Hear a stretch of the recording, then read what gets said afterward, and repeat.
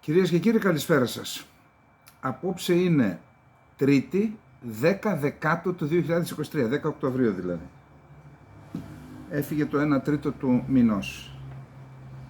Θα ξεκινήσουμε σήμερα να πούμε τα γενικά, γιατί έχουμε 3 συνεχόμενες εκπομπές που δεν θίγουμε τα άλλα θέματα και για να μην υπάρξει κενό, θα κάνουμε μια σύντομη αναφορά στα άλλα θέματα και θα καταλήξουμε με τα τεκτενόμενα στο Ισραήλ και την Παλαιστίνη. Καταρχάς, είχαμε δεκάδες μηνύματα στο χθεσινό βίντεο, στο χθεσινό βραδινό βίντεο, απάντηση στον Χρήστο που είπε δεν θα έρθει κανένας όταν τον καλέσει η Ελλάδα. Δεν είναι, λέει, ούτε 1912 ούτε 1940 σήμερα. Και είδα δεκάδες μηνύματα από Έλληνες του εξωτερικού, σχεδόν όλοι από το εξωτερικό, οι οποίοι είπαν είμαι εδώ, υπηρέτησα στις καταδρομές, υπηρέτησα στα άρματα, διάφοροι λένε που υπηρετήσανε και είμαστε έτοιμοι, είμαι τόσο χρονών. Φαίνεται ότι οι άνθρωποι, ότι ο Έλληνας ιδιαίτερα του εξωτερικού δεν έχει χάσει την ιδιοπροσωπία του. Κρατάμε δυνατά δηλαδή. Ένα κρίσιμο θέμα είναι το εξής, ότι τη δεκαετία του 80 για κάθε αρματιστή που ιδιαίτερα πυροβολητή ή αρχηγό πληρώματος, στη διάρκεια της θητείας του, ο κάθε αρματιστής, πυροβολητής ή αρχηγός πληρώματος, μπορεί να έριχνε και 50 βλήματα σε ασκήσεις ή σε βολές. Καλά, ο οδηγός έκανε εκατοντάδες χιλιόμετρα. Θέλω να πω ότι υπήρχε εκπαίδευση και αυτή η εκπαίδευση εντυπώνεται στη μνήμη και όταν χρειαστεί μπορεί να είναι παρόν και να οδηγήσει το άρμα στο οποίο έχει εκπαιδευτεί και να κάνει τις βολές με μια ταχύρυθμη εκπαίδευση, τα ανασύρει όλα. Τότε όμως η θητεία ήταν και 24 μήνες ή 18 μήνες, δηλαδή όταν ήταν 18 μήνες μπορεί να κάνει 3 εξάμηνα εκπαίδευσης και να καλύψει ό,τι κενό είχε και να πάει. Τώρα με 6-7 μήνες και αυτά όλα κουτσάκια από εδώ και από εκεί, και από ό,τι μαθαίνω οι πυροβολητές ρίχνουν 2-3-4 βλήματα τώρα. Δεν θέλω να πω ότι αν θέλουμε πραγματικά να προστατέψουμε τη χώρα από τους κινδύνους που είναι υπαρκτοί, και εμείς δεν είμαστε ούτε με τα λόμπι των εταιριών και των βιομηχανικών όπλων, ούτε με τα μιλιταριστικά, δεν έχουμε σχέση με αυτά. Ένα πράγμα μας ενδιαφέρει, να βλέπουμε τις απειλές και να είμαστε έτοιμοι να τις αντιμετωπίσουμε, τίποτα άλλο. Θεωρώ λοιπόν, με αφορμή και την προχθεσινή δήλωση του Ερντογάν, πάλι δεν πρόλαβα να τη μεταφράσω την ομιλία του, που είπε αν νομίζουν ότι θα μείνουμε στα σύνορα που μας έχωσαν και μας ντρίμωξαν, κάνουν λάθος. Με τη βοήθεια του Αλλάχ θα επεκταθούμε. Αυτό ας το έχουν υπόψη τους αυτοί που τον προσκάνησαν στη Θεσσαλονίκη. Και τη Θεσσαλονίκη την γλυκοκοιτάζει ο Ερντογάν. Και όχι μόνο ο Ερντογάν. Λοιπόν, άρα όντως ήταν ελπιδοφόρο το μήνυμα. Είχα 4-5 σχόλια, μηνύματα που λένε, κάνουν παράπονα και για τις διπλωματικές αρχές στο εξωτερικό που δεν εξυπηρετούν. Στη Γερμανία κάποιος έστειλε, 1-2 μου στείλουν από τη Γερμανία. Επίσης ότι δεν δίνουν διαβατήρια στα παιδιά τους και οι άνθρωποι πραγματικά παθαίνουν πλάκα, να πω μια λαϊκή έκφραση. Αν είναι δυνατόν η πατρίδα να σε αποδιώχνει και να μοιράζει διαβατήρια, ξέρετε σε ποιους, έτσι. Λοιπόν, δεν ξέρω, θα σκεφτώ και θα δω, πρέπει να δημιουργήσουμε μία πύλη που να καταγράφονται επώνυμα οι κατηγορίες, ούτως ώστε κάποιος να κινητοποιεί τους μηχανισμούς, το Υπουργείο Εξωτερικών, την κυβέρνηση, κάτι πρέπει να σκεφτώ, να ρωτήσω. Η υπηρεσία αυτή του προστασίας του πολίτη, πώς τη λένε, είναι μία υπηρεσία, να ψάξω να βρω και να κατευθύνουμε εκεί τα προβλήματα, διότι εάν δεν κινηθούμε δεν πρόκειται να λυθούν τα προβλήματα. Και αυτό ιδιαίτερα με την παροχή ελληνικής υπηκοότητας ή διαβατηρίων στα παιδιά των Ελλήνων, έτσι σταδιακά αποστερείται το ελληνικό έθνος από το δυναμικό του και τους χαρίζουμε σε άλλα κράτη. Όχι, αυτό πρέπει να τα αλλάξουμε και είναι στο χέρι μας, πιστεύω. Τώρα, να περάσουμε, να αφήσουμε τα δικά μας, απλά Τέλος πάντων, να μην πω στα εσωτερικά για το χαλάσουμε το κλίμα, δεν χρειάζεται. Πάμε να δούμε τι γίνεται εκεί στην Ουκρανία. Στην Ουκρανία, κανείς δεν ασχολείται καταρχάς με την Ουκρανία. Κανείς. Σήμερα εκτόξευσε κατηγορίες ο Ζελένσκι εναντίον της Ρωσίας και είπε ότι η Ρωσία επιδιώκει το ξέσπασμα ενός πολέμου στη Μέση Ανατολή για να στραφεί η προσοχή του κόσμου εκεί και να μπορέσει αυτή ανενόχλητα να συνεχίσει να κάνει αυτά που κάνει στην Ουκρανία. Είχαμε απάντηση στη δήλωση Ζελένσκι από τον Πεσκόφ. Ο Πεσκόφ απέρριψε αυτή την κατηγορία και είπε εμείς είναι ξεκάθαρη η θέση μας, εμείς θέλουμε να τελειώσει εκεί αυτό που συμβαίνει, να βρεθεί μια λύση για να μην ξαναγίνει πόλεμος. Τέλος πάντων αυτά, όμως υπάρχει ένα άλλο πολύ σοβαρό θέμα. Όσον αφορά τις επιχειρήσεις, διάβασα, είδα έναν χάρτη ότι από την αρχή του πολέμου θεωρώ ότι πολύ μεγάλη σημασίας, από την αρχή του πολέμου είχα πει ότι η πιο σημαντική πόλη σε αυτόν τον πόλεμο για τους Ρώσους είναι η πόλη Αυντίβκα. Μπορείτε να ψάξετε να βρείτε, είναι δίπλα στο Ντονέτσκ.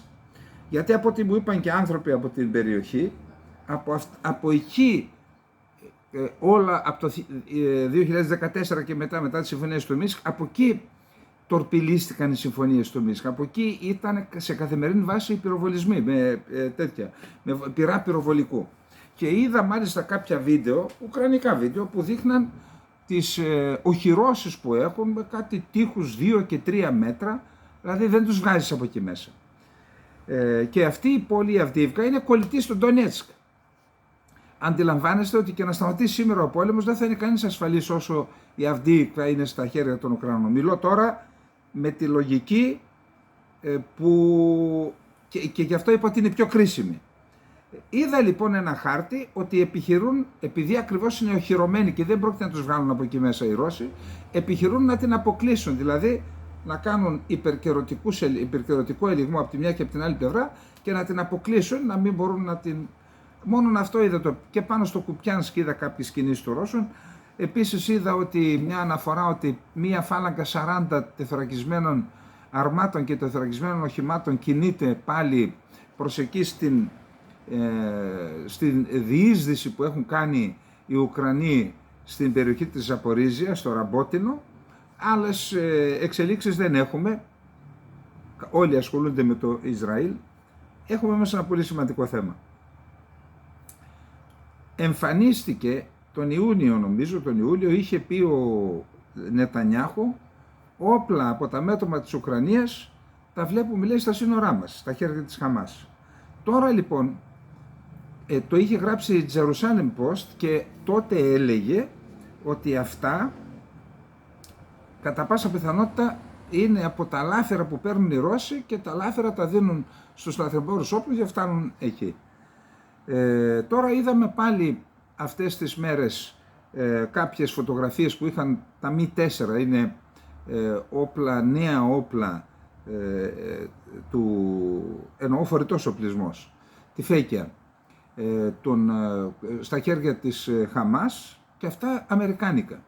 Μία Αμερικανίδα βουλευτής είπε, ρεπουμπλικάνα που είναι εναντίον της βοήθειας στην Ουκρανία, είπε αυτά τα όπλα είναι είτε από το Αφγανιστάν, που εκεί οι Αμερικανοί φεύγοντας εγκατέλειψαν οπλισμό δισεκατομμυρίων, είτε από την Ουκρανία. Να ψάξετε, να βρείτε, να πιάσετε με τους αριθμούς Μητρώου, να δείτε από πού βρίσκονται.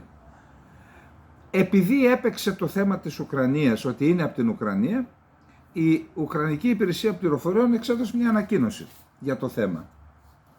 Και είπε,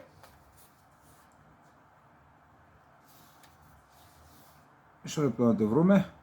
Λοιπόν, εξέδωσε η Υπηρεσία Πληροφοριών της Ουκρανίας σε ανακοίνωση, υποστηρίζει ότι τα όπλα κατασχέθηκαν από ρωσικά στρατεύματα σε μάχες στην Ουκρανία και η παράδοσή τους στη Χαμάς ήταν μια μεγάλης κλίμακας πρόκληση κατά της Ουκρανίας. Προσέξτε τι συμβαίνει εδώ.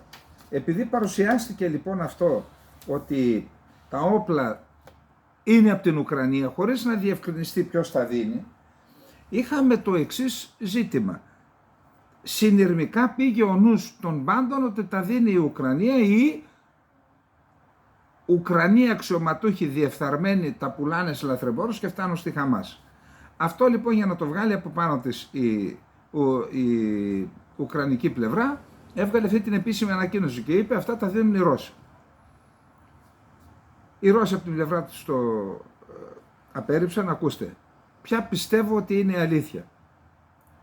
Επειδή έψαξα και βρήκα, μπορείτε και εσείς να ψάξετε να δείτε παράνομα όπλα από την Ουκρανία, θα δείτε που και που και σε γερές ιστοσελίδες, όπλα από τα μέτωπα της Ουκρανίας έχουν καταλήξει στα χέρια λαθρεμπόρων και αυτοί τα πουλάνε σε όποιον έχει χρήματα. Έτσι, σε όποιον έχει χρήματα. Διάβασα ότι ορισμένα πήγαν μέχρι και τη Λατινική Αμερική στα χέρια των εμπόρων σοκολάτας, ξέρετε. Τώρα, στη Χαμάς από πού πήγαν? Βασικά πήγαν από χέρια λαθρεμπόρων, δεν πήγαν από κυβερνήσεις. Οι λαθρέμποροι μπορεί να τα πήραν είτε από διεφθαρμένους Ουκρανούς είτε από διεφθαρμένους Ρώσους. Γιατί και αυτοί που τα πήραν ως λάθυρα στον πόλεμο δεν έχουν δικαίωμα να τα πουλήσουν, αυτά πρέπει να πάνε στο κράτος. Να το ξεκαθαρίσουμε λοιπόν και να μην νιώθει κανένας. Είμαι βέβαιος ότι είναι και από τις δύο πλευρές και δεν είναι εκτίμηση αυτό. Είμαι βέβαιος ότι πήγαν και από τις δύο πλευρές στα χέρια λαθρεμπόρων και λαθρέμποροι. Όποιος τους έδωσε λεφτά, τους τα έδωσαν. Τελειώσαμε. Για να ξεκαθαρίζει αυτή η ιστορία. Δεν ευθύνεται ούτε η Ουκρανική κυβέρνηση ούτε η Ρωσική κυβέρνηση, προσέξτε, για την πώληση. Ευθύνεται για τη διαφθορά. Και η μια και η άλλη πλευρά. Και επαναλαμβάνω, δεν είναι εκτίμηση αυτό, να το ξεκαθαρίζουμε. Αυτά λοιπόν για την Ουκρανία. Να περάσουμε στο επόμενο θέμα. Υπάρχει και ένα θέμα πάλι για το Ουκρανικό. Σύμφωνα με φήμες, οι 300.000 οβίδες των 155 χιλιοστών που απέσυραν οι ΗΠΑ από τις αποθήκες του Ισραήλ και τις μετέφεραν στην Ουκρανία, αντιστοιχούσαν σχεδόν στο 80% των αποθεμάτων του Ισραήλ, του στρατού του Ισραήλ. Και εδώ υπάρχει ζήτημα τώρα και γι' αυτό φέρνουν αμέσως πυρομαχικά από τα δικά τους αποθέματα οι Αμερικανοί να βοηθήσουν τους. Foreign policy. Στην Ευρώπη ανησυχούν, βοήθησαν την Ουκρανία και δεν έχουν άλλους πόρους για το Ισραήλ. Λόγω της Ουκρανίας βρισκόμαστε αντιμέτωποι με τεράστια έλλειψη πυρομαχικών, αναφέρει το Foreign Policy επικαλούμενο Γερμανό αξιωματούχο. Η Ευρώπη φοβάται ότι τελειώνουν τα πυρομαχικά για το Ισραήλ λόγω της βοήθειας στην Ουκρανία, αναφέρει το αμερικανικό περιοδικό Foreign Policy. Σύμφωνα με το Foreign Policy, οι ευρωπαϊκές χώρες έπρεπε να συζητήσουν στις 9 Οκτωβρίου τη δυνατότητα παροχής στρατιωτικής βοήθειας στο Ισραήλ. Ωστόσο, σημειώνει το περιοδικό, πολλοί αξιωματούχοι φοβούνται ότι λόγω της ουκρανικής υποστήριξης δεν τους έχει απομείνει ουσιαστικά τίποτα στις αποθήκες, στα αποθέματα. Λόγω της Ουκρανίας βρισκόμαστε αντιμέτωποι με τεράστια έλλειψη πυρομαχικών, αναφέρει το Foreign Policy επικαλούμενο Γερμανό αξιωματούχο. Το πρωί της 7ης Οκτωβρίου το Ισραήλ είπαμε ότι δέχτηκε τη μεγάλη επίθεση με την Al-Qassam και τα λοιπά και οι Ισραηλινές αμυντικές δυνάμεις ανακοίνωσαν την έναρξη επιχείρησης σιδερένιας σπαθιά κατά της Χαμάς στη λωρίδα της Γάζας. Θα δούμε παρακάτω, έχουμε πολλά για αυτά. Πολύ γρήγορα, οι υποψήφοι, πάμε στις ΗΠΑ.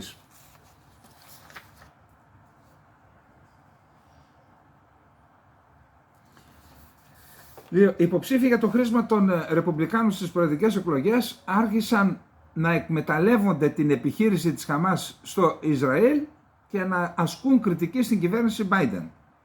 Αρκετοί εξ αυτών συνδέουν την επίθεση με την πρόσφατη συμφωνία απελευθέρωσης ομήρων μεταξύ των ΗΠΑ και του Ιράν και ταυτόχρονα την απελευθέρωση 6 δισεκατομμυρίων δολαρίων από λογαριασμούς που ήταν δεσμευμένοι, τους πήγαν στο Κατάρ, αλλά με τη δέσμευση αυτοί οι λογαριασμοί θα χρησιμοποιηθούν μόνο για αγορά τροφίμων αλλά και υλικών που δεν είναι σε κυρώσεις από πλευρά στο Ιράν. Η κυβέρνηση τόνισε ότι τα χρήματα θα μπορούσαν να χρησιμοποιηθούν μόνο για τρόφιμα, φάρμακα και ιατρικό εξοπλισμό. Το Ιράν λέει σε οτιδήποτε δεν είναι σε κυρώσεις. Ο Τραμπ, ο οποίος έχει συχνά παρουσιάσει τον εαυτό του ως ακλόνικο το σύμμαχο του Ισραήλ και ο οποίος μετέφερε την πρεσβεία των ΗΠΑ στην Ιερουσαλήμ από το Τελ Αβίβ το 2018, κατηγόρησε και αυτός τον Biden για τη σύγκρουση. Οι ΗΠΑ έδωσαν στο Ιράν 6 δισεκατομμύρια δολάρια για τους ομήρους, είπε ο Τραμπ, ο οποίος υποστήριξε ότι με αυτόν στην Προεδρία δεν θα είχε επιτεθεί η Χαμάς. Άλλη μία, ένας ισχυρισμός του Τραμπ. Με αυτόν δεν θα είχε επιτεθεί η Ρωσία, με αυτόν δεν θα είχε επιτεθεί η Χαμάς. Από την πλευρά του, ο Ντεσάντης, κυβερνήτης Φλόρεντας και ο κύριος ανταγωνιστής του Τραμπ, κατηγόρησε τον Biden και είπε: το Ιράν βοήθησε να χρηματοδοτηθεί αυτός ο πόλεμος κατά του Ισραήλ και η πολιτική του Biden βοήθησε να γεμίσουν τα ταμεία τους. Η Νίκ Χέιλι, η οποία διατέλεσε πρέσβυρα στα Ηνωμένα Έθνη υπό τον Τραμπ, και ο γερουσιαστής Τιμ Σκοτ από την Νότια Καρολίνα, κατήγγειλαν τις επιθέσεις ως τρομοκρατικές ενέργειες. Δεν υπάρχει κανένα λάθος. Η Χαμάς είναι μια αιμοδιψής τρομοκρατική οργάνωση που υποστηρίζεται από το Ιράν και είναι αποφασισμένη να σκοτώσει όσο το δυνατόν περισσότερες αθώες ζωές. Τώρα, ένα θέμα που συζητείται στις ΗΠΑ, γιατί η Kennedy είναι, ξέρετε, σαν μάρκα το όνομα Kennedy. Ανήκουν στους δημοκρατικούς, είναι καθολικοί, έχουμε 2 δολοφονίες των Kennedy. Τώρα λοιπόν υπάρχει ένας υποψήφιος, ο οποίος έχει και θέσεις που μπορούν να χαρακτηριστούν και εξεζητημένες, για να μην πω τίποτα άλλο, επειδή δεν είχε καμία τύχη, δεν εισακούεται μέσα στους δημοκρατικούς, τι είπε: φεύγω από τους δημοκρατικούς και κατεβαίνω ως ανεξάρτητος. Πάει να κάνει την επανάσταση, δηλαδή την ανατροπή. Η οικογένεια Κένεντι δηλώνει έκπληκτη με την... Λοιπόν, εγκαταλείπει την κούρσα για το χρήστημα των δημοκρατικών και θα διεκδικήσει ως ανεξάρτητος υποψήφιος στην Προεδρία των ΗΠΑ στις εκλογές του 2024 ο Ρόμπερτ Κένεντι ο νεότερος, όπως ανακοίνωσε σήμερα. Πρόκειται για τον ανιψιό του πρώην Προέδρου των ΗΠΑ, Τζον Κένεντι, ο οποίος δολοφονήθηκε το 1963, και γιο του πρώην γερουσιαστή Ρόμπερτ Κένεντι, ο οποίος επίσης δολοφονήθηκε το 1968 στη διάρκεια των προκριματικών εκλογών. Να τονίσουμε ότι είναι η ηγετική μορφή του αντιεμβολιαστικού κινήματος της ΗΠΑ. Μετά λέει ότι τον σταματούν παντού και του λένε πρέπει να αλλάξει η Αμερική. Στον κόπο και να κινηθώ, λέει, με σταματάει ο κόσμος. Έχει συγκεντρώσει μέχρι στιγμής 17 εκατομμύρια δολάρια και εκτιμά ότι θα εξασφαλίσει άλλα 10, διότι χωρίς λεφτά δεν γίνεται υποψηφιότητα. Την ανεξάρτητη υποψηφιότητα κατέκριναν πάντως τα αδέρφια του, Κέρι Κένεντι, Ρόρι Κένεντι και Τζόζεφ Κένεντι 2, αναφέροντας σε κοινή τους δήλωση: ο Μπομπ μπορεί να έχει το ίδιο όνομα με τον πατέρα μας, αλλά δεν συμμερίζεται τις ίδιες αξίες, το όραμα και την κρίση του. Η σημερινή ανακοίνωσή του μας προκαλεί βαθύτατη θλίψη. Ο Τραμπ κερδίζει δημοσκοπικά,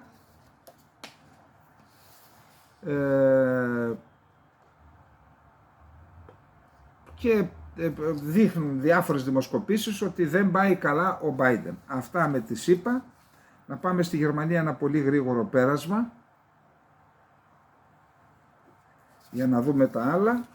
Λοιπόν, είχαμε εκλογές σε 2 πολύ σημαντικά κρατήδια.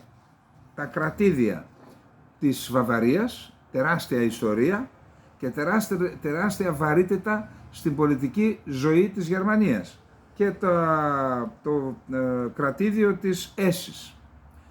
Επικράτησαν οι χριστιανοδημοκράτες ή η Χριστιανική Ένωση στη Βαβαρία και την Ესი, αλλά έχουμε εντυπωσιακή άνοδο της εναλλακτικής για τη Γερμανία, AfD, ενώ υπέστη την μεγαλύτερη ήττα το S5, μόνο 8% πήρε, και λέει ότι είναι το χειρότερο που έχει, η μεγαλύτερη ήττα που έχει υποστεί ποτέ. Η δε πράσινη 15% με απώλειες 4%. Λοιπόν, αυτά και για τη Γερμανία. Είπαμε τι αποτέλεσμα είναι αυτό. Να πάμε λίγο τώρα στα δικά μας. Πάμε λίγο στα δικά μας.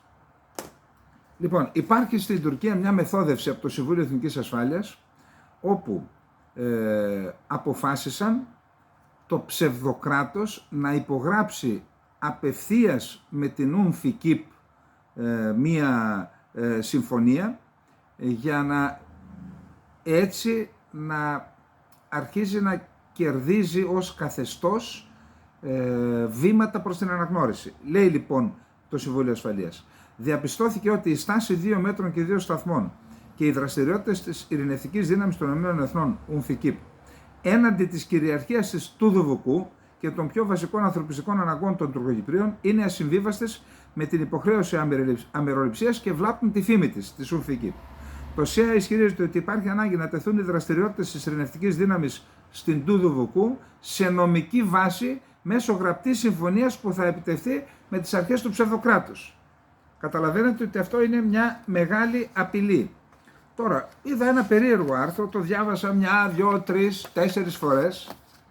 Το υπογράφει ο Ανδρέας Πιμπίσης στο Φιλελεύθερο και λέει ότι εξασφαλίστηκε συμφωνία στην Πύλα μεταξύ των ενδιαφερομένων πλευρών.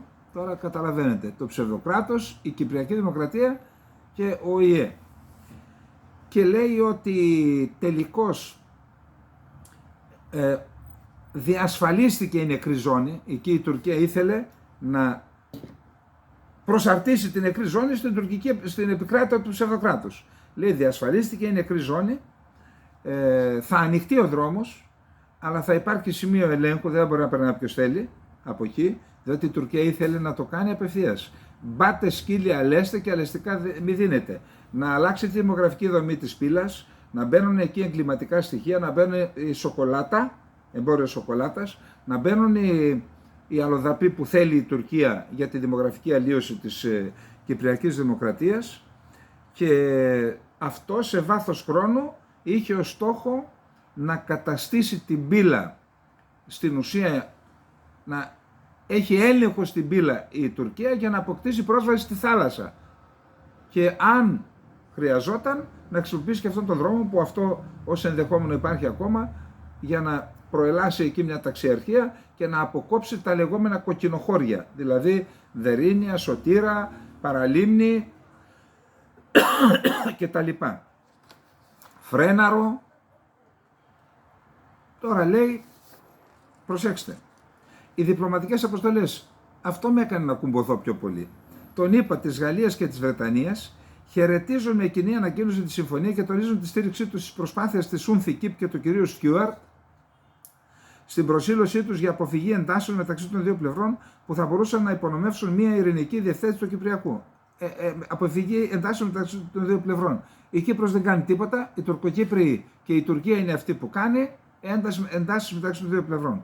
Καλούν επίσης τους Ελληνοκύπριους και τους Τουρκοκύπριους να παραμείνουν ευέλικτοι ως προς τα βήματα που μπορούν να οδηγήσουν σε επανέρχεση των συνομιλιών. Αυτό το ευέλικτη με φόβησε, να σας πω την αλήθεια. Τώρα, εκκλησίες έχουν μετατραπεί σε ξενώνες, στάβλους, αποθήκες και τζαμιά στα κατεχόμενα. Γίνεται ένα έγκλημα μεθοδευμένο να σβήσουν τα ίχνη της παρουσίας, της τρισχιλιόχρονης παρουσίας του ελληνισμού στα κατεχόμενα, και αυτό γίνεται μεθοδευμένα και δεν μιλάει κανείς. Και τέλος, κάποια ξενοδοχεία στην κλειστή πόλη των Βαροσίων, όπως λέγεται η Αμόχωστος. Εκεί, ξέρετε, υπήρχαν ξενοδοχεία είτε νεόδημητα που δεν πρόλαβαν να λειτουργήσουν, καινούργια που λειτουργούσαν, τα οποία από το 1974 είναι φαντάσματα.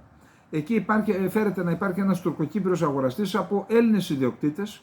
Τώρα απορώ τι έγινε εκεί. Δεν μπορούσε να δώσει τα λεφτά η Κυπριακή Δημοκρατία σε αυτούς τους ανθρώπους και να πάρει τα συμβόλαια η Κυπριακή Δημοκρατία. Τα δώσουμε στον Τουρκοκύπριο. Και αυτός, λέει, τώρα κάνει διαγωνισμό για να αρχίσουν να ανακαινίζονται και από τον χρόνο να πηγαίνει κόσμος.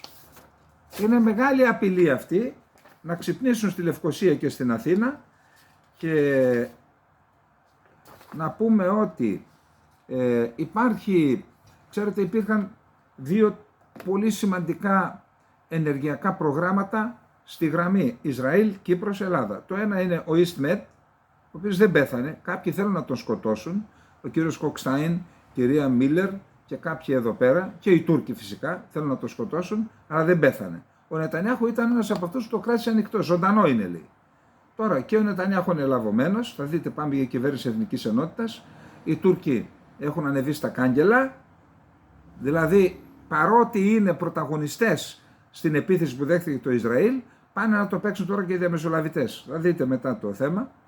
Και επίσης έχουμε τον αγωγό Interconnector, Euro-Asia Interconnector, που είναι ένα μεγάλο καλώδιο που θα μπορεί να δίνει και να παίρνει ηλεκτρικό ρεύμα στο Ισραήλ, στην Κύπρο, στην Ελλάδα, Ευρώπη.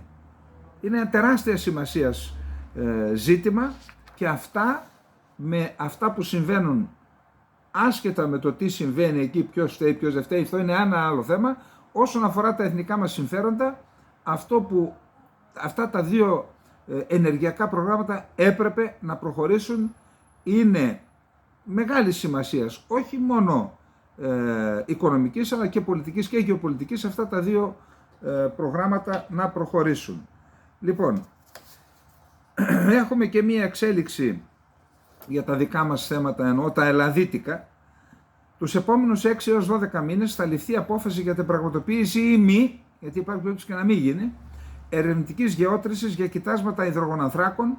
Επανέλαβε χθες βράδυ ο Διευθύνων Σύμβουλος της Hellenic Energy, Ανδρέας Σιάμισης, μιλώντας στο βιομηχανικό συνέδριο που διοργάνωσε ο Σύνδεσμος Ελλήνων Βιομηχάνων.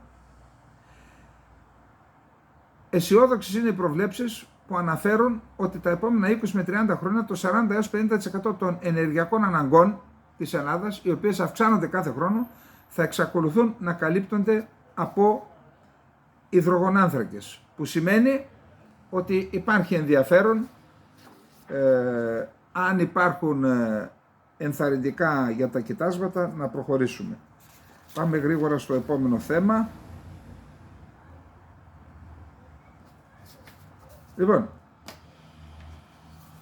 ο Ερντογάν απειλεί ευθέως τις ΗΠΑ και ο Μπαχτσέλη. Η Τουρκία ήταν συγκρατημένη μετά την κατάρρευση ενός τουρκικού ντρόν στη Βόρεια Συρία από τις αμερικανικές δυνάμεις. Είπε ο Ερντογάν μετά τη συνεδρίαση του Υπουργικού Συμβουλίου. Δεν υπάρχει αμφιβολία ότι το περιστατικό αυτό έχει χαραχθεί στην εθνική μας μνήμη και σίγουρα θα γίνουν τα απαραίτητα όταν έρθει η ώρα. Απειλή της ΗΠΑ, έτσι, σε συνέντευξη τύπου. Παράλληλα επανέλαβε ότι οι ΗΠΑ και άλλες χώρες υποστηρίζουν την τρομοκρατική οργάνωση ΠΚΚ. Το τρομοκρατικό είναι το κράτος, αφού το πάμε έτσι, της Τουρκίας, όχι οι Κούρδοι. Και το παρακλάδι στο YPG. Ο Ερντογάν δήλωσε ότι οι τουρκικές δυνάμεις ασφαλείας ήταν απολύτως σχολαστικές για να διασφαλίσουν ότι κανείς άλλος εκτός από τρομοκράτες δεν θα γινόταν στόχος στη διάρκεια της επιχείρησης που είναι σε εξέλιξη στη Συρία. Ψέμα, υπάρχουν παιδιά με κομμένα πόδια, νεκροί, άμαχοι, είναι μεγάλο ψέμα αυτό. Έγκλημα πολέμου είναι αυτό που κάνει και δεν μιλάει κανένας. Ωστόσο δεν μπορέσαμε να αποτρέψουμε αυτό το δυσάρεστο ή λυπηρό περιστατικό, όπως το χαρακτήρισαν οι ΗΠΑ, δηλαδή την κατάρρευση. Ο Ερντογάν υπογράμμισε ότι ο αγώνας, ο οποίος ξεκίνησε πριν από 40 χρόνια, διεξάγεται με βάση αρχές και σε μεγάλο βαθμό έχει μεταφερθεί εκτός των τουρκικών συνάρων, εναντίον των Κούρδων δηλαδή, στο πλαίσιο μιας στρατηγικής για την εξάλληψη της τρομοκρατίας στην πηγή της. Η Τουρκία έχει εντείνει τις αεροπορικές επιδρομές, είπαμε, και στη βορειοανατολική Συρία και στο βόρειο Ιράκ. Άλλο πάλι, ο Ερντογάν, το Υπουργείο Εξωτερικών της Τουρκίας, είναι απαράδεκτο το βραβείο των δικαιωμάτων του ανθρώπου Βάτσλαβ Χάβελ να δίνεται σε ένα πρόσωπο που έχει καταδικαστεί τελεσίδικα από τη δικαιοσύνη της χώρας μας. Ανέφερε το τουρκικό Υπουργείο Εξωτερικών γιατί το Συμβούλιο της Ευρώπης έδωσε το ανθρωπιστικό βραβείο ανθρωπίνων δικαιωμάτων Βάτσλαβ Χάβελ στον Οσμάν Καβαλά, το οποίο τα δικαιώματα παραβιάζονται από την Τουρκία, τον έχουν παρανόμως φυλακισμένο, παρανόμως του έχουν επιβάλει ποινή ισόβιας κάθριξης, παρότι υπάρχει απόφαση του Ευρωπαϊκού Δικαστηρίου και παρότι η Τουρκία έχει υπογράψει τη Σύμβαση των Ανθρωπίνων Δικαιωμάτων του Συμβουλίου της Ευρώπης. Και παρόλα αυτά βγαίνουν, ακόμα και ο πρόεδρος του Αρείου Πάγου στην Τουρκία είπε, λέει, δεν έχουν δικαίωμα να παρεμβαίνουν, παρότι ξέρει ο ίδιος δικαστής είναι ότι έχουν δικαίωμα να κρίνουν τις αποφάσεις της τουρκικής δικαιοσύνης. Λοιπόν, αυτά. Πάμε τώρα στο θέμα της... Λοιπόν, σήμερα είπαμε ότι ξεκίνησε προχθές το Σάββατο η επιχείρηση καταιγίδα ή θύελα Άλαξα, από το Τέμενο στο Άλαξα. Θα κάνω μία μικρή ανακεφαλαίωση. Με βάση εκτιμήσεις περίπου 1.000 μαχητές της Χαμάς και της Ισλαμικής Τζιχάντ εισέβαλαν από αέρα, ξηρά και θάλασσα μέσα στις περιοχές κοντά στο φράκτη που χωρίζει την λωρίδα της Γάζας από το νότιο Ισραήλ, από την υπόλοιπη επικράτεια του Ισραήλ, από την επικράτεια του Ισραήλ.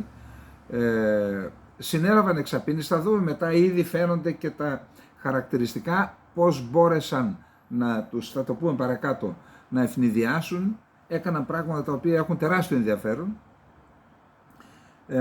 Κατέλαβαν στρατιωτικές μονάδες, κατέστρεψαν άρματα, τεθωρακισμένα οχήματα, σκότωσαν στρατιώτες, νομίζω 130 τόσοι στρατιώτες σκότωσαν, 130 περίπου, μπορεί και 150 ομήρους στρατιώτες και πολίτες τους έχουν στην Γάζα.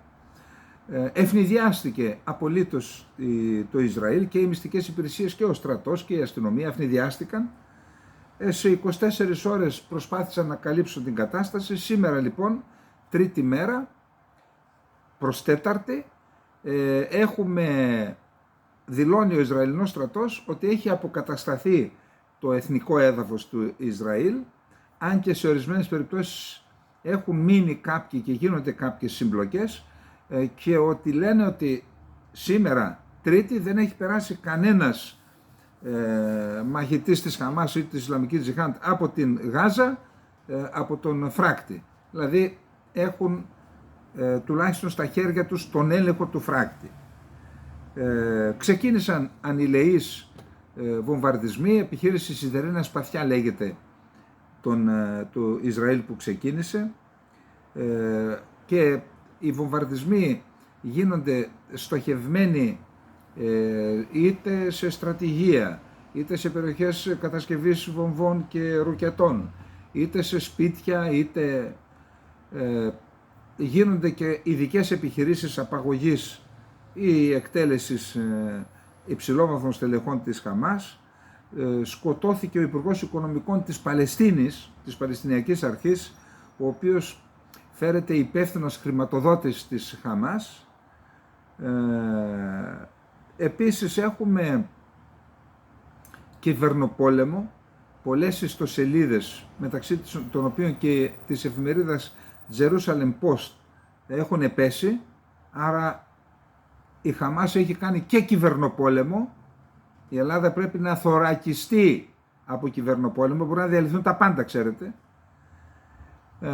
Ο αριθμός των μαχητών της Χαμάς για την Ισλαμική Τζιχάντ δεν έχω ποσότητα. Ο αριθμός των μαχητών της Χαμάς φέρεται να υπολογίζεται στις 30.000, ένας κανονικός στρατός δηλαδή.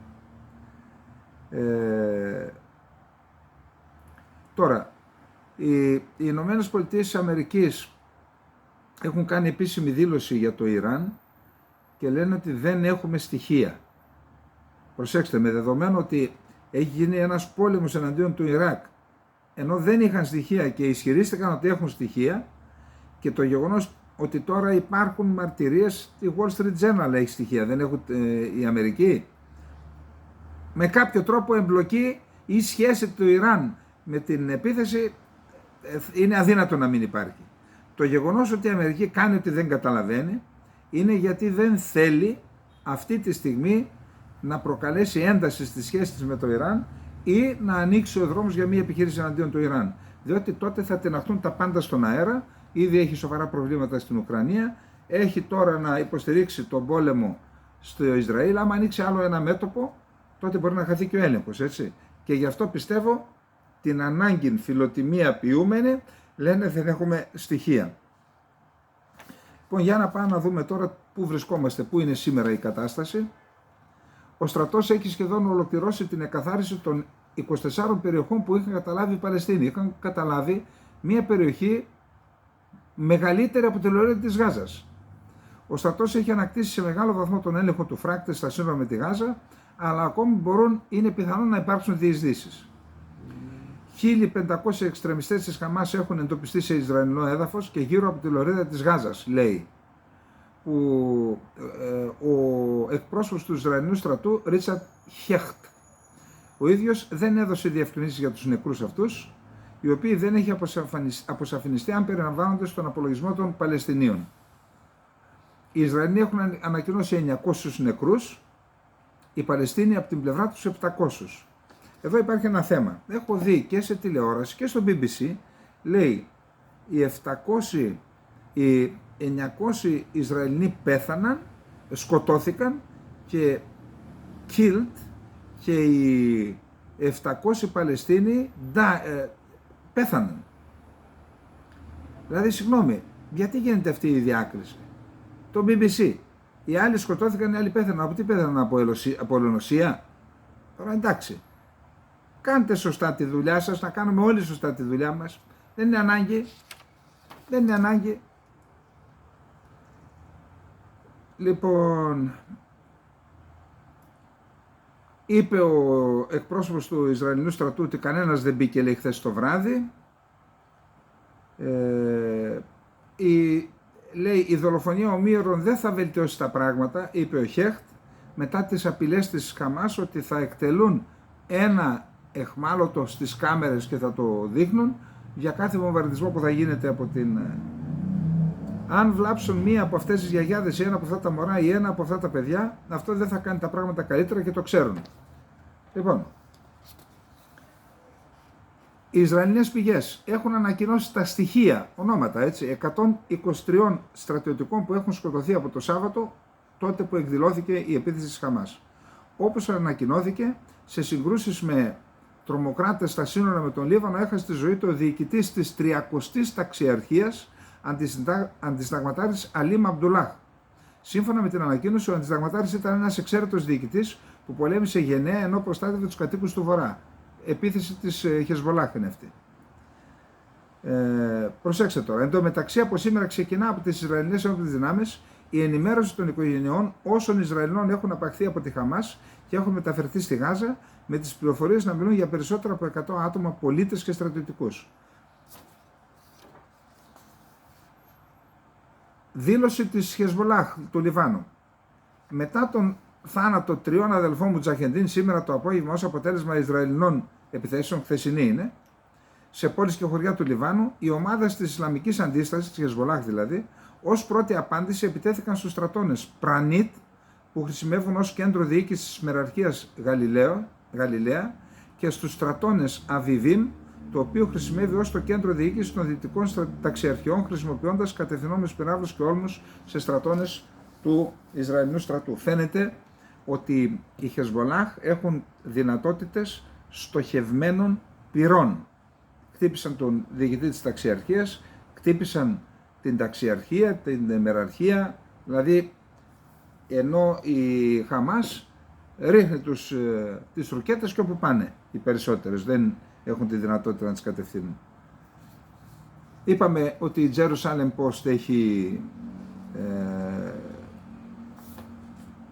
πέσει, έχουν πέσει και άλλες ιστοσελίδες.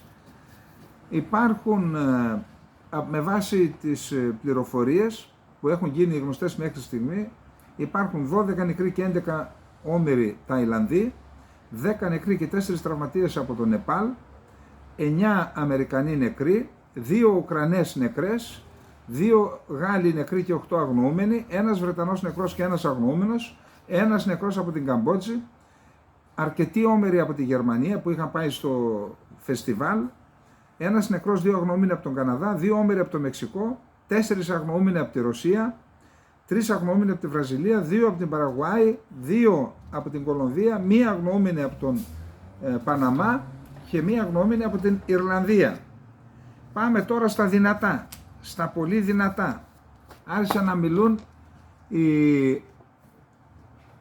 αυτοί που ξέρουν από το Ισραήλ πώς ευνηδιάστηκαν. Διαπράξαμε ένα κολοσιαίο λάθος. Μας είπαν ότι η Χαμάς έχει αποκτήσει περισσότερη υπευθυνότητα και το πιστέψαμε. Δήλωσε σήμερα ο Γιάκοφ Αμίντρορ, πρώην σύμβουλος εθνικής ασφάλειας στο Ισραήλ. Κορυφαία θέση.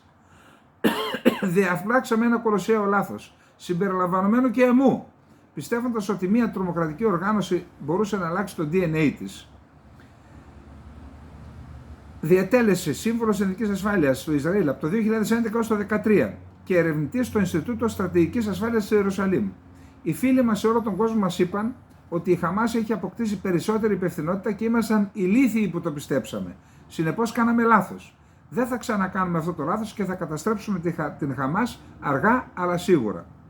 Η αποτυχία των Ισραηλινών υπηρεσιών πληροφοριών να προβλέψουν την αιματερή και άνευ προηγουμένου επίθεση της Χαμάς προκύπτει από το γεγονός ότι δεν είχαν κατανοήσει καθόλου αυτήν καθ' αυτήν την Παλαιστινιακή οργάνωση. Τώρα, συγγνώμη. Αυτοί δεν είχαν καταλάβει ποια είναι η Χαμάς και ποιος θα το καταλάβαινε? Η Μαλαισία? Αφού με αυτούς έχουν να κάνουν. Ακούν τους ξένους και δεν ακούν τους εαυτούς τους ποια είναι η Χαμάς. Δεν μ' αρέσει αυτό που ακούω, που διαβάζω. Το Ισραήλ ευνηδιάστηκε εντελώς, είπαμε. Είναι παταγώδης αποτυχία του συστήματος πληροφοριών και της στρατιωτικής μηχανής για τις νότιες περιοχές. Είπε ο πρώην σύμβουλος εθνικής ασφάλειας, τους έβγαλε άχρηστους, υπηρεσίες πληροφοριών και το στρατό, όλες τους σχηματισμούς που είναι στο νότο. Ωστόσο, εκτός από την αποτυχία των φημισμένων Ισραηλινών υπηρεσιών πληροφοριών να εντοπίσουν την επίθεση ή να την εμποδίσουν, η γενικότερη αντίληψη των αρχών του Ισραήλ για τη Χαμάς ήταν απολύτως λανθασμένη, είπε ο στρατηγός στην αποστρατεία. Λοιπόν, το Ισραήλ λέει, με βάση αυτήν την εκτίμηση που έκανε ότι έχει στρώσει, 2 χρόνια έχει να βαρέσει, άρχισαν να δίνουν άδειες εργασίες σε ανθρώπους της Γάζας. Έφτασαν νομίζω τις 18.000 περίπου και σε αυξανόμενο ρυθμό. Και έτσι θεώρησαν, με βάση το άρθρο, ότι όσο περισσότερο αυξάνεται το βιωτικό τους επίπεδο, βελτιώνει το βιωτικό τους επίπεδο και οι οικονομικές τους δυνατότητες, τόσο απομακρύνεται η πιθανότητα να δεχθούν μια επίθεση. Αυτή ήταν μια εκτίμηση, πολιτική εκτίμηση. 18.500 άδειες είχαν δώσει να μπαινοβγαίνουν. Το Ισραήλ θεώρησε ότι τα οικονομικά κίνητρα ήταν ένα μέσο διατήρησης της ηρεμίας. Προσέξτε τώρα, προσέξτε. Την 1η Οκτωβρίου, ο σύμβουλος εθνικής ασφάλειας του Ισραήλ, ο τωρινός, Τζάχι Χανέγκμπι, δήλωνε ότι η Χαμάς δεν είχε προβεί τα τελευταία 2 χρόνια σε κάμια ρήξη ρουκέτας. Η Χαμάς επιδεικνύει μεγάλη αυτοσυγκράτηση και γνωρίζει το τίμημα μιας ενδεχόμενης κλιμάκωσης, δήλωσε στο ραδιόφωνο του στρατού. Κάτσε ρε φίλε. Επικεφαλής στο Συμβούλιο Ασφάλειας του Ισραήλ, που σημαίνει ότι όλες οι υπηρεσίες από κάτω τις έχεις στα χέρια σου, έτσι. Και εσύ λες ότι τι καλά που 2 χρόνια τώρα δεν μας έκανε και πάμε τα καλύτερα και οι άλλοι ετοιμάζονται και σε 6 μέρες σε κοπανάνε. Αυτό είναι πραγματικά η αποκάλυψη ενός άλλου Ισραήλ. Άλλα ξέρουμε, άλλα μας λένε, άλλα προσπαθούν να μας περάσουν και άλλα αποκαλύπτονται εδώ. Αποκαλύπτονται. Λοιπόν, για τον Μάικ Μιλστάιν, διευθυντή του Φόρουμ Παλαιστινιακών Σπουδών στο Πανεπιστήμιο του Τελ Αβίβ, τέτοιες δηλώσεις δείχνουν ότι είχαμε μία εντελώς λανθασμένη γνώμη για την Χαμάς. Ναι, κατόπιν εορτής όλοι τα ξέρουμε. Η ιδέα των οικονομικών κινήτρων που μπορούν να μειώσουν το κίνητρο της Χαμάς να διαπράξει τρομοκρατικές ενέργειες ή ακόμα να αφήσουν την παλαιστινιακή κοινή γνώμη να αντιταχθεί στο κίνημα κατέρευσε παντελώς, δήλωσε στο Γαλλικό Πρακτορείο. Δηλαδή τι περίμεναν? Ότι θα δώσουμε μεροκάματα στους ανθρώπους και αυτοί θα πούν τώρα που ζούμε καλά μην τολμήσεις και κάνεις καμιά τρομοκρατική. Δεν είναι έτσι, γιατί εκεί υπάρχει άλλη νοοτροπία, δεν τα ξέρετε αυτά? Έχετε να κάνετε με μια ριζοσπαστική ιδεολογική οργάνωση, νομίζετε πως πράγματι μπορείτε να εξαγοράσετε την ιδεολογία της, να την αλλάξετε? Αυτό είναι μια πλήρης περιφρόνηση και πιθανόν ένας ευσεβής πόθος, είπε ο Μιλστάιν. Το μήνυμα ήταν σαφέστατο, αλλά οι υπεύθυνοι δεν ήθελαν να το πιστέψουν, το μήνυμα που εξέπεμπε η Χαμάς. Η επιχείρηση είχε προετοιμαστεί εδώ και 1 χρόνο. Η άποψη του Ισραήλ ότι η Χαμάς δεν ήθελε κλιμάκωση, ενώ το μήνυμα ήταν σαφέστατο, αλλά οι υπεύθυνοι δεν ήθελαν να το πιστέψουν. Είχαν μηνύματα δηλαδή. το Σάββατο, ο Ισραηλινός Υπουργός Άμυνας Γιόαβ Γκάλαντ δήλωσε ότι όταν ήταν επικεφαλής της στρατιωτικής διοίκησης των περιοχών του Νοτιού Ισραήλ το 2009, δηλαδή 2 χρόνια μετά τον έλεγχο της Γάζας από τη Χαμάς, ήθελε ο ίδιος να εξοντώσει τη Χαμάς, αλλά τον είχαν εμποδίσει οι πολιτικοί. Σήμερα όμως λέει θα το κάνουμε. Θα αλλάξουμε την πραγματικότητα επιτόπου στη Γάζα. Αυτό που υπάρχει πριν δεν θα υπάρχει πλέον. Κρατήστε το αυτό, υπογραμμίστε το. Έχω να σας πω μετά μια εξέλιξη, θα δούμε τι και πώς. Πάμε τώρα. Πώς επιτεύχθηκε ο ευνηδιασμός. Εδώ είναι το ζουμί. Λοιπόν, είπαμε ότι η Χαμάς διαθέτει τους πυράβλους Κασάμ, οι οποίοι είναι δυνητικά θανατηφόροι, δεν μπορούν να στοχεύσουν, αλλά έχουν και ρουκέτες 120 χιλιοστών Grand, που αυτές μπορούν να κάνουν και στοχευμένα πυρά, ρωσικής κατασκευής. Το αντιπυραυλικό τείχος του Ισραήλ αποτελείται από ραντάρ και πυράβλους που μπορούν να εντοπίσουν και να καταρρύψουν εκατοντάδες εισερχόμενες ρουκέτες και πυράβλους με ποσοστό επιτυχίας 90%. Αυτή ήταν η επίδοσή τους απέναντι στις 4.500 ρουκέτες που εκτοξεύτηκαν από τους Παλαιστίνιους το 2021. Ακόμα και το προηγμένο Iron Dome όμως έχει τα όρια του. Αυτά τα όρια κάποιος τα διάβασε, τα διαπίστωσε και το τρύπησε. Προσέξτε τι λέει. Η Χαμάς προσπάθησε να δημιουργήσει ρήγματα στο σύστημα αεράμενας του Ισραήλ, εκτοξεύοντας περισσότερες ρουκέτες από όσες θεωρητικά μπορούσε να χειριστεί. Σύμφωνα με αναφορές, η Παλαιστινιακή Οργάνωση εκτόξευσε έως και 5.000 ρουκέτες μέσα σε 20 λεπτά, με αποτέλεσμα πολλές από αυτές να τρυπήσουν το σιδερένιο θόλο. Μετά, ο κατοικισμός πυράβλων που εκτόξευσε η Χαμάς είχαν έναν επιπλέον στόχο, να αποσπάσουν την προσοχή του Ισραήλ, να στρέψει το Ισραήλ την προσοχή του στον ουρανό και στις ρουκέτες για να μπορέσουν να κάνουν την επιχείρησή τους. Η Γάζα περιβάλλεται από ένα φράχτη ασφαλείας με πύργους CCTV, αισθητήρες κίνησης και άλλα συστήματα παρακολούθησης που προειδοποιούν για οποιαδήποτε απόπειρα εισβολής. Οι κάμερες των σημείων ελέγχου έχουν και σύστημα αναγνώρισης προσώπου. Παρακολούθηση στον κόσμο έχουν, εκεί χαμός γίνεται. Η Χαμάς, προσέξτε, φαίνεται ότι είχε χαρτογραφήσει τις θέσεις του συστήματος επιτήρησης και ανέπτυξε όπλα για να τα παρακάμψει, ουσιαστικά τυφλώνοντας τις Ισραηλινές μυστικές υπηρεσίες όσον αφορά το τι συνέβαινε στο φράχτη. Εμπειρογνώμονες της DroneSec συγκέντρωσαν βίντεο που έδωσε στη δημοσιότητα η Χαμάς και τα οποία δείχνουν μη επανδρομένα αεροσκάφη να ρίχνουν εκρηκτικά σε Ισραηλινούς πύργους ασφαλείας, συνοριακούς σταθμούς και πύργους επικοινωνίας. Ο αριθμός των βίντεο υποδηλώνει ότι ήταν μια συντονισμένη επιχείρηση που άνοιξε το δρόμο σε εκατοντάδες μαχητές να περάσουν στο επόμενο στάδιο της επιχείρησης χωρίς να γίνουν αντιληπτοί, να διεισδύσουν δηλαδή. Η απώλεια των αισθητήρων θα δυσχέραινε οποιαδήποτε αποτελεσματική αντίδραση των Ισραηλινών. Οι αισθητήρες και κάποιοι είναι σε οθόνες και βλέπουν όλα καλά, όλα καλά, όλα καλά. Εν τω μεταξύ τύφλωσαν τις οθόνες, οι άλλοι μπήκαν μέσα. Και έτσι δεν λειτουργήσε το σύστημα συναγερμού, οι δυνάμεις άμεσης επέμβασης δεν επενέβησαν και τους έκλεισαν στον ύπνο. Αυτή η επιχείρηση πρέπει να διδάσκεται και εδώ. Και εδώ. Αυτά είναι σημαντικά όσα συνέβησαν. Πρέπει να διδάσκεται γιατί μπορεί να συμβούν και σε εμάς, είτε στον Εύρο είτε στα νησιά. Κυρίως στα νησιά. Έχουμε τα drones kamikaze, τα Al Zawahiri. Δεν το γνώριζα αυτό. Ο Al Zawahiri ήταν ένας Μοχάμετ Al Zawahiri, την ίσιος κατασκευαστής μη επανδρομένων αεροσκαφών, θεωρεί το διάνοια και τον σκότωσαν το 2016. Άρα ποιος τον σκότωσε, ποιος να ξέρει. Αυτός λοιπόν έκανε ένα drone, με αυτό λέει κατέστρεψαν και τα άρματα, τα Merkava 4, από τα πιο σύγχρονα στον κόσμο, με σύστημα αυτοπροστασίας, παθητική θωράκιση, σύστημα αυτοπροστασίας κτλ. Λέει ότι με αυτά κατέστρεψαν και Merkava και τεθωρακισμένα οχήματα. Για να δούμε. Μοιάζουν με τα Lancet, λέει. Κάτσε λίγο να δούμε πόσα λέει.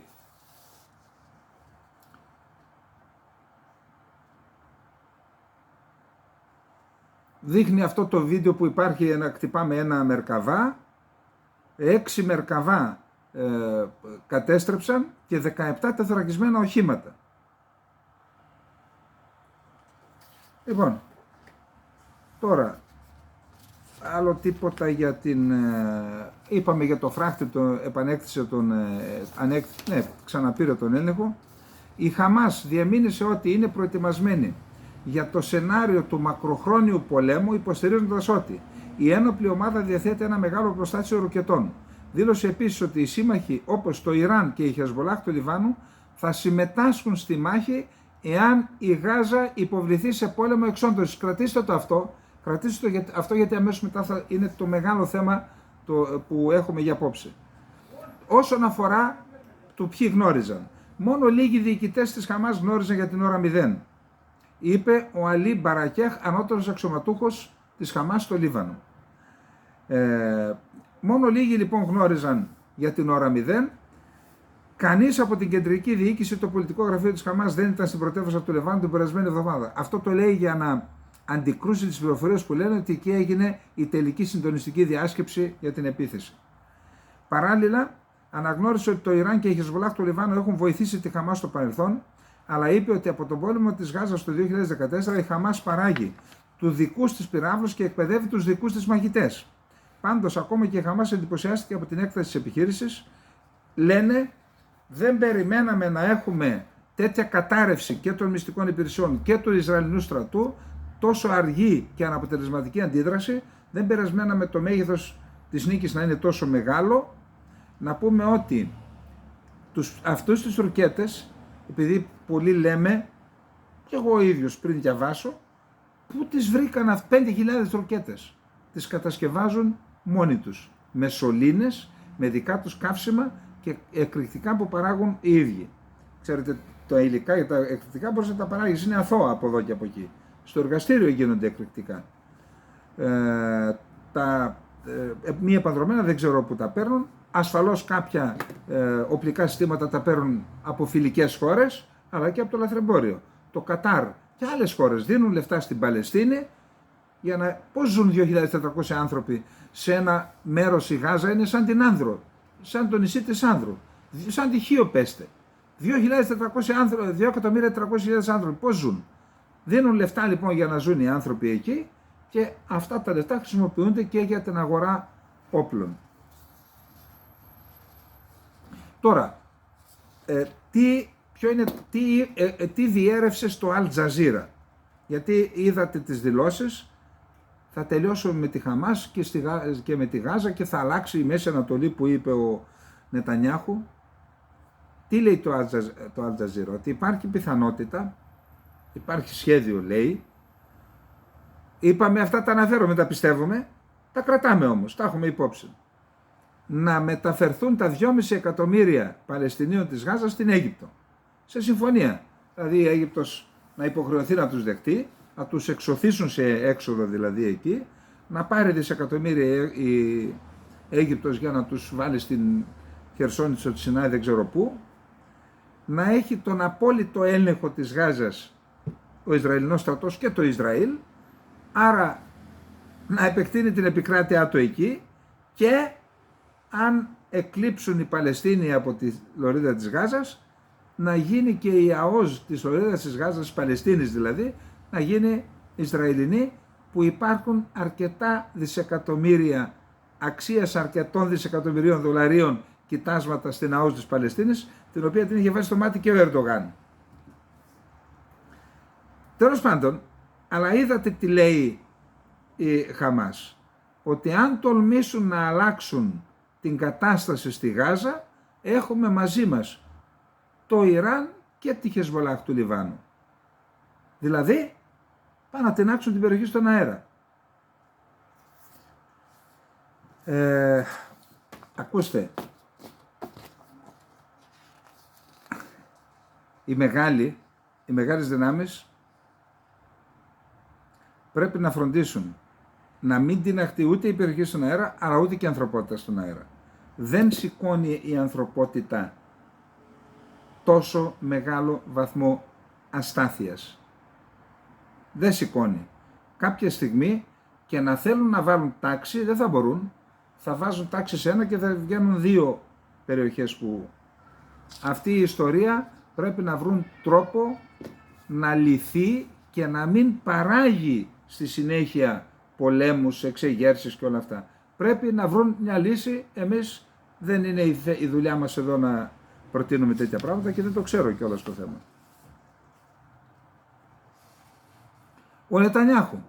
Κάλεσμα στην αντιπολίτευση απίθυνε ο Πρωθυπουργός του Ισραήλ Μπενιαμίν Νετανιάχου για συγκρότηση κυβέρνησης εθνικής ενότητας, υπενθυμίζοντας τον πόλεμο των 6 ημερών του 1967, που και εκεί, επειδή απειλήθηκε η ύπαρξη του Ισραήλ, έκαναν κυβέρνηση εθνικής ενότητας. Χαρακτηρίζοντας την ενότητα ύψιστο καθήκον, είπε ότι ο λαός είναι ενωμένος και οι ηγέτες πρέπει να είναι ενωμένοι. Καλό τους ηγέτες της αντιπολίτευσης να συγκροτήσουν άμεσα κυβέρνηση εθνικής ενότητας, τόνισε ο Νετανιάχου. Προσέξτε, δεν έκανε δήλωση, έκανε τηλεοπτικό διάγγελμα στο Έθνος. Ανέκαθεν γνωρίζαμε ποια είναι η Χαμάς. Τώρα όλος ο κόσμος γνωρίζει. Η Χαμάς είναι Ισλαμικό κράτος και θα την νικήσουμε όπως ο πεφωτισμένος κόσμος νίκησε το Ισλαμικό κράτος. Αυτός ο απέσιος εχθρός ήθελε πόλεμο και πόλεμο θα έχει. Διαβεβαίωσε πως όταν αυτός ο πόλεμος τελειώσει, οι εχθροί του εβραϊκού κράτους θα συνειδητοποιήσουν ότι ήταν τρομερό λάθος να επιτεθούν στο Ισραήλ. Αυτό που θα πάθουν θα τους συνετίσει για πολλές γενιές, υποστήριξε. Καταλήγοντας, διέψευσε τις πληροφορίες που μετέδωσε νωρίτερα η ηλεκτρονική έκδοση της Ισραηλινής εφημερίδας Yedioth Ahronot, ότι οι υπηρεσίες πληροφοριών της Αιγύπτου είχαν προειδοποιήσει το Ισραήλ για επικείμενη απειλή από την λωρίδα της Γάζας. Είπαμε ότι ο Νετανιάχου είπε ότι αυτό που θα κάνουμε θα αλλάξει τη Μέση Ανατολή, αυτό που θα ακολουθήσει. Η αντιπολίτευση στο Ισραήλ δέχεται τη συμμετοχή σε κυβέρνηση εθνικής ενότητας υπό όρους. Θα τα δούμε αυτά αύριο. Λοιπόν, σημάδια στην στρατηγική της επίθεσης που μυρίζουν Ιράν παρά τις διαψεύσεις. Η στρατηγική του Ιράν είναι αυτή του πολέμου δια αντιπροσώπων και η άρνηση άμεση σύνδεσης με τις προσπάθειες της Χαμάς, δήλωσε η πηγή. Δουλεύουν μέσω πληροεξουσίων και γι' αυτό είναι ο νούμερο 1 κρατικός χορηγός της τρομοκρατίας. Στο NBC News, έτσι. Τώρα, η ταυτόχρονη επίθεση στο Ισραήλ σε διάφορες τοποθεσίες με ρουκέτες, μικρούς πυρήνες ανταρτών, μονάδες απαγωγών και ταχύπλοα σκάφη μυρίζει η ιρανική εκπαίδευση, παροχή όπλων και παροχή πληροφοριών από τις μυστικές υπηρεσίες του Ιράν, δήλωσε ο Κόλιν Κλάρκ, ανώτερος ερευνητής στο κέντρο Σουφάν, μια μη κερδοσκοπική οργάνωση που επικεντρώνεται στην παγκόσμια ασφάλεια. Λέει και για το μπλοκάρισμα των καμερών, ποια θα είναι η τύχη της Γάζας και των κατοίκων της, άρθρο του Reuters, δείτε το στο Ινφογνώμων πολιτικά. Οι Υπουργοί Εξωτερικών του Αραβικού Συνδέσμου συσκέφτηκαν. Εκεί η Ρωσία θέλει να παίξει ένα ρόλο, να συνεργαστεί με την Ισλαμική.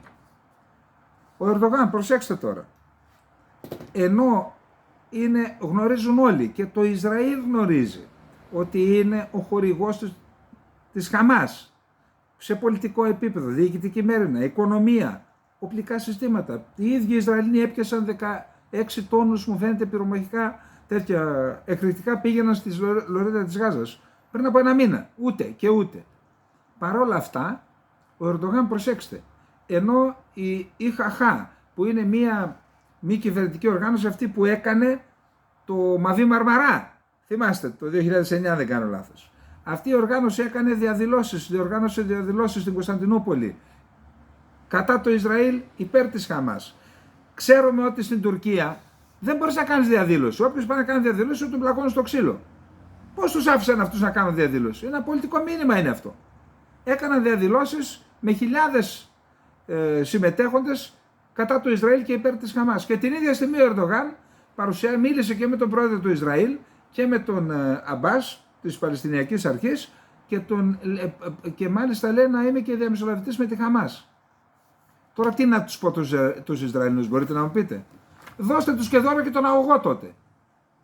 Απ' τη μια πάει να καταστρέψει το κράτος σας και απ' την άλλη κάθεστε και τον γλύφετε. Τι να πω τώρα, τι να πω?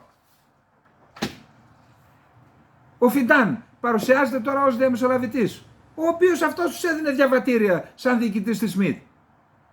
Αυτός άνοιγε λογαριασμούς, αυτός εξασφάλιζε την προστασία τους. Εντάξει, μην τρελαθούμε τώρα.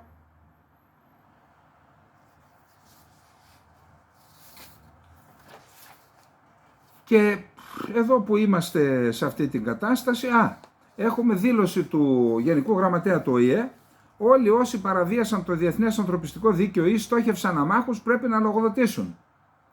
Υπάρχουν ήδη σαφείς αποδείξεις για εγκλήματα πολέμου που διαπράχθηκαν και από τις δύο πλευρές, συμπεριλαμβανομένης της στόχευσης αμάχων, σύμφωνα με μια επιτροπή των ΗΠΑ που παρακολουθεί τη σύγκρουση. Και εδώ πρέπει να σταματήσουμε τα οπαδικά τώρα. Δηλαδή πρέπει εμείς να γίνουμε μέρος της σύγκρουσης. Πας να πεις κάτι, μία ο ένας, μία ο άλλος. Συγγνώμη. Όπως όποιος είναι αντίθετος στις βαρβαρότητες της Χαμάς που έγιναν εναντίον αμάχων, που είναι πραγματικά άνω ποταμών, δεν μπορεί να κλείνει τα μάτια όταν χτυπιούνται άμαχοι από τους Ισραηλούς βομβαρδισμούς. Είπαμε ότι ο πόλεμος γίνεται μεταξύ των ενόπλων. Όταν πλήττονται άμαχοι πρέπει να το καταδικάζουμε, είτε από τον ένα είτε από τον άλλο. Τι να κάνουμε δηλαδή, να αλλάξουμε την πραγματικότητα? Μα λέει τους επιτέθηκαν. Τι σχέση έχει αυτό, πρέπει να σκοτώνεις άμαχους? Όταν λες ότι σκοτώθηκαν άμαχοι, δεν αθωώνεις τη Χαμάς, την καταδίκασες ήδη. Λοιπόν, όλοι όσοι παραβίασαν το διεθνές ανθρωπιστικό δίκαιο ή στόχευσαν αμάχους πρέπει να λογοδοτήσουν, απέτησε η Εξεταστική Επιτροπή, η οποία ιδρύθηκε από το Συμβούλιο Ανθρωπίνων Δικαιωμάτων του ΟΗΕ το 2021. Οι αναφορές ότι ένοπλες ομάδες από τη Γάζα έχουν πυροβολήσει εκατοντάδες αόπλους πολίτες είναι αποτρόπαιες και δεν γίνονται ανεκτές. Η κράτηση ομήρων, αμάχων και η χρήση αμάχων ως ανθρώπινων ασπίδων είναι εγκλήματα πολέμου. Ανέφερε η Ανεξάρτητη Διεθνής Επιτροπή Έρευνας στο ΟΗΕ και είπε ότι τα κατεχόμενα παλαιστινιακά εδάφη, συμπεριλαμβανομένες της Ανατολικής Ιερουσαλήμ και του Ισραήλ,